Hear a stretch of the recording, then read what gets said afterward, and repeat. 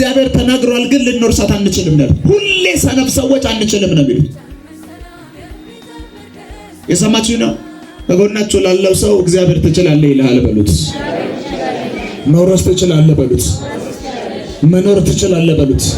ማሸነፍ ትችላለህ በሉት። እኛ ያየናት ምድር ከባድ ናት፣ መጥፎ ምድር ናት፣ ሰውን የምትበላ ናት፣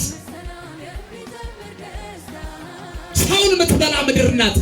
በፍጹም እዚህ ምድር ላይ ምን ማለት አንችልም፣ መግባት መውረስ ይችን ምድር አንችልም። ስለዚህ ለምን ከግብፅ ምድር አወጣን? ዱባና ሽንኩርት እየበላ በግብፅ መኖር አይሻለንም? የት ግብፅ? መቃብራችን በግብፅ ቢሆን አይሻልም?